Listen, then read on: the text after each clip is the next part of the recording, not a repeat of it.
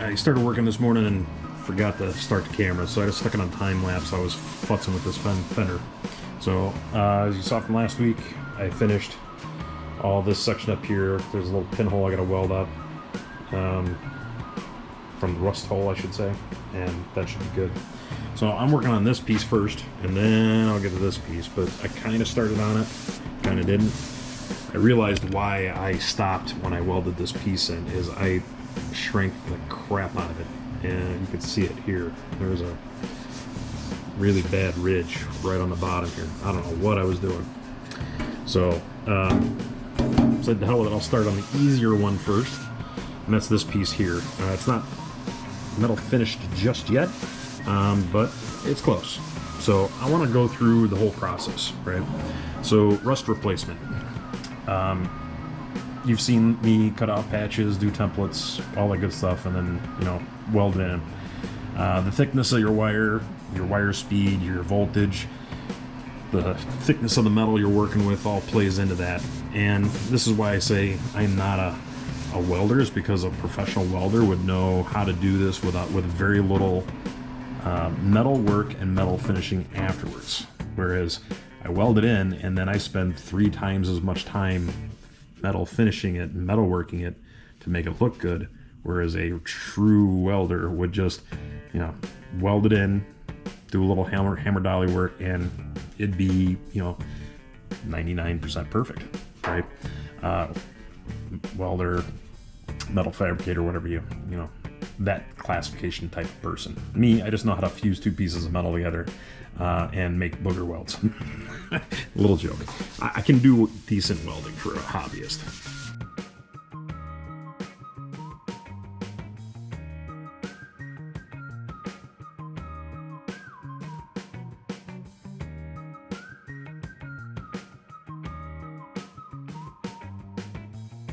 I don't have the same problems I had last week with the technical glitches on the camera going from time warp to regular. So you can see here, this is 90% done. Just a little bit here, a little bit there, a little bit up there. This was a rough spot because the top of the fender went in, and this went in when I welded it. I didn't have it straight, so trying to get that back in a spot is a royal pain. But over here, you can see this is the progression. So in the center here, it's still got a little bit left here. You can see it, this dark ridge, right? Same thing with up here, but in the center here, it's almost smooth. So I just got a little bit left there, a little bit left down here, and then you can see here, I'm sneaking up on it. So what I had to do, and I don't know if the camera picked it up, but I had to drill the spot welds, and of course I drilled all the way through it because I couldn't find my spot weld cutters, and then use the seam buster to break it loose so that I can bend the brace out of the way so I can get a dolly back behind there and hold the metal flat, or not flat, but hold up on the high spots while hold up on the low spots while I hammer on the high spots. And that is hammer off dolly technique. So for the guys that don't know, when you weld, the metal shrinks in the area where the weld is, right? So you would do a hammer on dolly if it was smooth to get it to stretch back out, right? Well, when the metal's warped from doing hammer dolly work and grinding and heating and cooling and all that other stuff, you have to do a hammer off dolly. So you take the dolly on the backside and you push up while you hit on the low spots with the hammer, and it causes the metal to kind of flatten out instead of doing this, right? So it'll flatten it out a little bit. And then when you still have issues like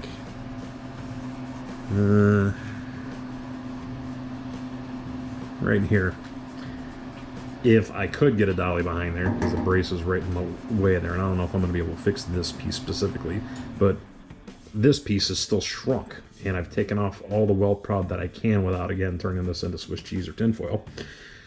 I would take the hammer and dolly on the backside, and I would hammer on this spot while putting pressure here so that I'm bringing the metal back up.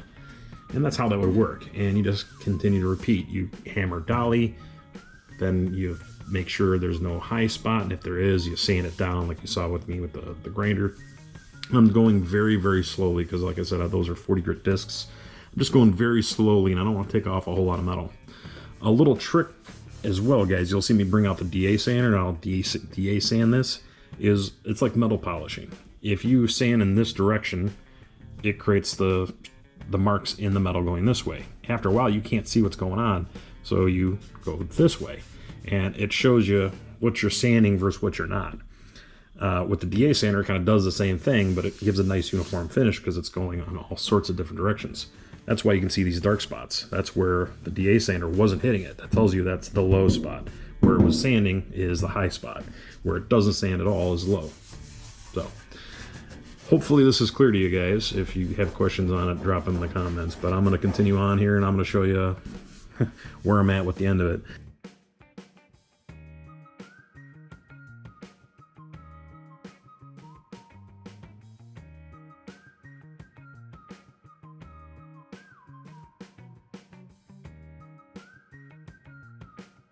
Okay, another lesson, always learn when to stop, right? Because you're just chasing shit and you're making it worse.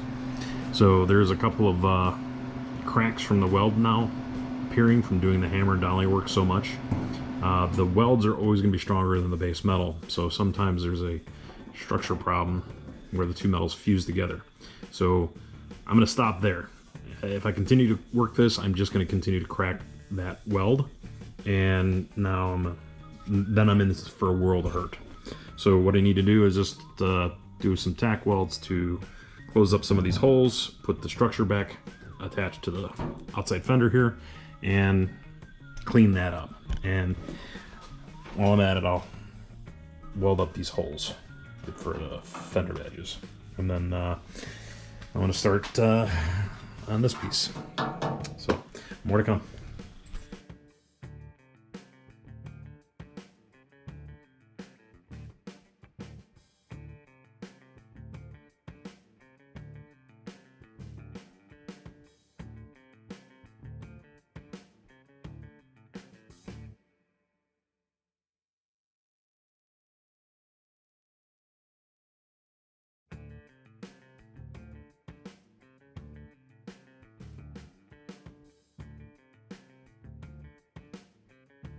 Alright, so two little holes filled up.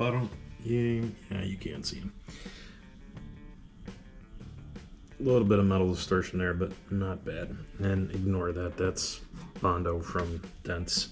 So we're about as done here as I'm going to take it. So not going to mess with that any further. So now to finish this fender, I got to cut out this piece, and then I got to, you guys can see this.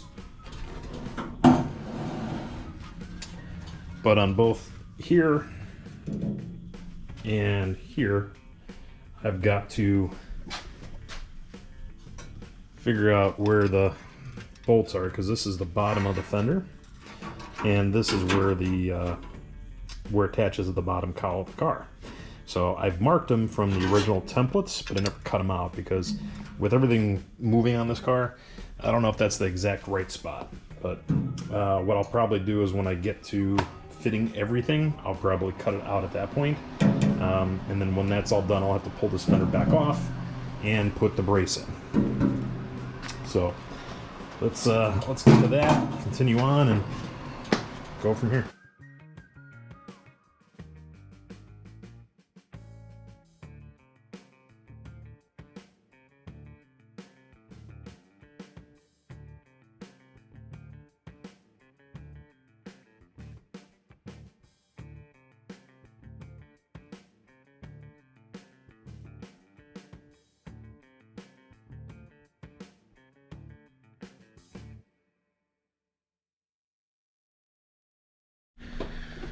All right, guys, I'm done for the weekend.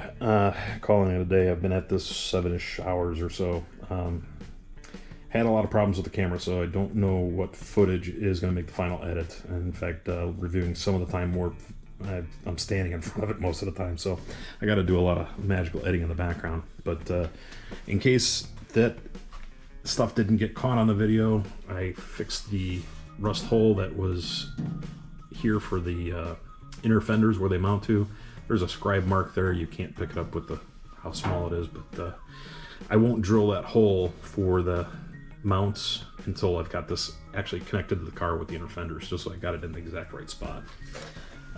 Here is the metal work and metal finish that I did from the original patches back in January of 2016.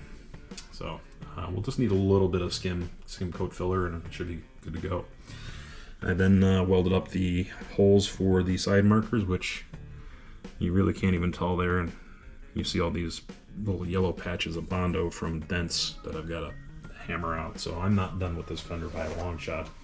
A lot of hammer dolly work to get these dents out, and then sand the inside of the fender so I can coat it and not worry about rust coming from the backside. And then fix my little rust hole that I keep forgetting. So we're going to touch on a few things that I want to do to the car. So those of you that have watched till now, I appreciate your patience. So let me know what you guys think on some of these things that I'm thinking about doing. So ever since I've gotten this car, I've wanted to do a couple of custom touches to it, just because I didn't like all the styling of the Nova. There were some things that I really did like the big bumpers and these headlight bezels. Things I didn't like was the trim that ran around the car. So it starts right around here and it goes all the way around. This headlight bezel bends in, follows the contour of the hood, and then all the way down the hood to the other side. I've just never liked it. It looks like a big U that's upside down, especially with the way the bumper doesn't really style into this car. We'll get to that when I start modifying the front bumper. So I've kind of been toying about deleting this trim, deleting it off the hood, just leaving a Chevy emblem in the center of it like it kind of has, but then finishing the rest of it in metal. I don't know how that would look. I've tried to draw it out. I'm no artist, so I can't draw a straight line. I can't make it look like a 3D thing other than a stick man. So I've kind of just thought it up in my head, and I don't know if it's going to be good or not. So, but what I do want to do, and the reasons why I've already filled the side markers on both the front and the rear of the car, is I want to machine out this intersection of the bezels and put in the turn signals and parking lights in here. And I'm kind of going back and forth. So guys, give me your thoughts. Tell me what you think. I could do a smoked lens, so it kind of looks just like it does kind of now, with the matte black. Or I could do an amber lens, that way you know it's there. I like the smoked lens because it's hidden. You don't really know it's there until you turn the lights on. But then, you need a little bit of breakup in the body color and the chrome. So having matte black or amber might set it off. Not sure. I'm kind of 50-50 on that. So aside from deleting the trim and machining out these bezels, there's custom work that I want to do to the front bumper. I want to put in a valance for the lower section of the car. That would pretty much be the touches on the front. For the rear, and I don't know if I've ever covered this with you guys, I've done extensive work already to the rear bumper. I've chopped an inch out of each side of it, and I've changed the profile, which I'm not moving this bumper to get at it, but the profile all the way around is uniform. Was never a very good pressing or casting from the factory. Not a casting, but a pressing. But it's been chopped. The mounts are welded solid to the back of the car, so I'll be filling all the holes for the bumper bolts. And the reason for that is because I've done extensive metal work towards the rear of the car. So I don't know if you guys can pick this up or not. The lights in the garage, I got one of them that are out. But this is all smooth. So for you Nova people that know this, the rear brace actually stuck out into the bumper on both sides, and the bumper kinda covered it. I didn't like it. You could see it from the top of the car looking down. You can see it from the front of the car looking forward. Just saw this ugly bump. And then on the rear, you had this ugly gasket that was in there and this long lip, and the bumper stuck out from the back of the car pretty far. So I metal worked all new metal in here. This is all new. In fact, in here it's all closed out, it's all tied in. So the rear brace and the quarter panels and the drop-off pan are all kind of one piece now. Same thing with the taillight. The taillight panel. So it's all one piece now. Then with the rear bumper being chopped up, it's obviously closer to the body of the car. I've tweaked the profile of it so it's a uniform gap all the way across. And then with the bumper mounts being changed, brings it into the car closer so it meets up with the rear body or rear tail panel. Sorry, excuse me. But then it also follows the body line of the car. So looking from the side of the car all the way down, the bumper is flush with it. Whereas before, I believe it was either a little lower or a little taller. I don't recall, but it now fits flush, and of course it's tilted just a little bit so that it does follow the contour properly. Kind of want to do the same thing to the front. It's a little more difficult because the front is, it's in a completely different spot, and the way this car is built, much tougher of a job. So, but those are the ideas. Let me know what you guys think. Drop the comments in the below. Tell me what you think. Thank you guys for watching. I appreciate it. I'll be back at it in a couple weeks, and we'll see you then. Thanks.